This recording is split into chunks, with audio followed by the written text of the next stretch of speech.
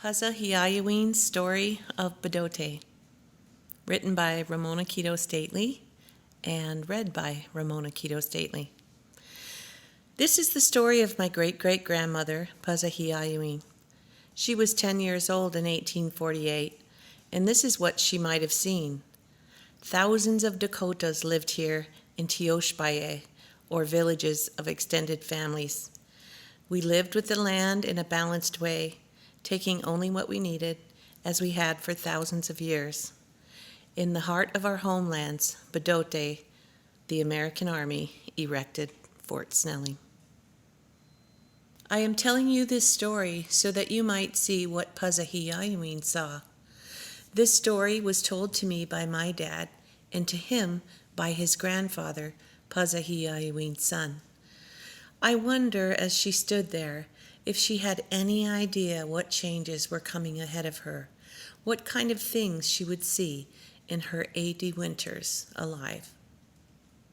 When she looks at the white cliffs there, Imni Jaska, she knows that all of her relatives for thousands of years are buried there.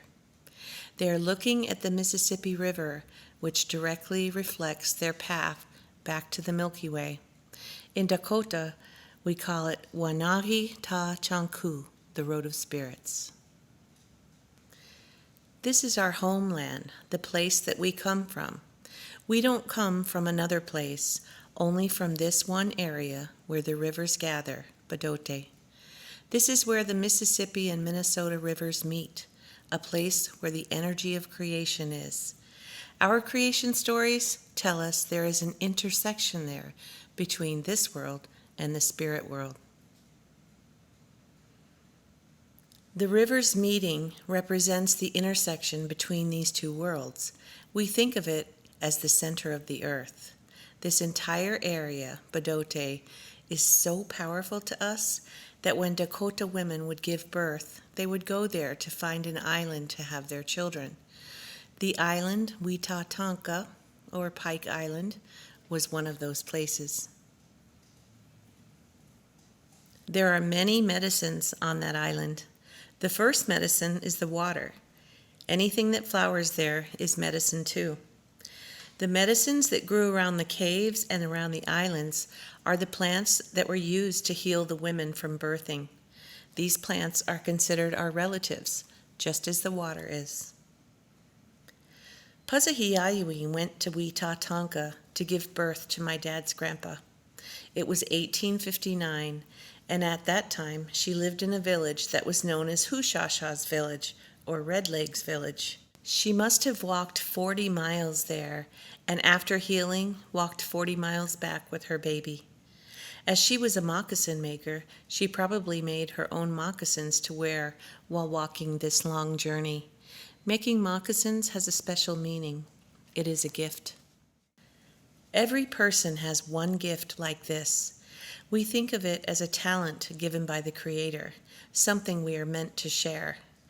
All of our people share their gifts.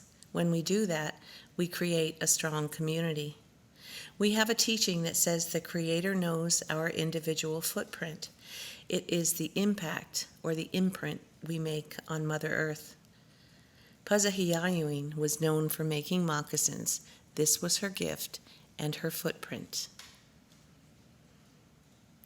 The next time Pazahiyayewin walked to Bdote, she was a prisoner of war. This is part of our story that is known both as the Dakota War and as an attempted genocide on our people. I will tell you how we see the war and what happened to Pazahiyayewin. By August of 1862, the Dakota had not yet received payments for land as promised in the treaties. The people continued to die and starve on a daily basis. Regardless of how hard they tried to survive, nothing worked. Some who became farmers were called cut-hairs. Some became missionaries. Many continued to use traditional means of survival, but as they were forced to stay in one place, those places became overhunted and no longer could sustain them. Despite all their best efforts, the Dakota people were dying daily. They were starving. Their final response was war. The war lasted 6 weeks, and after it was over, the U.S. military rounded up all the Dakota men and charged them with murder. Pazahiyayewin was one of the women who was rounded up at Lower Sioux Agency in Morton, Minnesota. She, along with about 2,000 others, was forced to march 150 miles to Fort Snelling. Governor Ramsey said that the Sioux Indians of Minnesota must be exterminated or driven forever beyond the borders of this state. This was an attempt to get rid of all of our people, genocide. My great-great-grandmother was a prisoner of war. The military wanted to put all the Dakota women and children on paddle boats and send them down the Mississippi to Crow Creek. But it was an early winter and the river was frozen. Instead, they were put in a concentration camp and held there during the duration of the winter. On average, 4 people died a day from starvation, sickness, or hypothermia. Pazahiyayewin survived there and helped to bury those who died.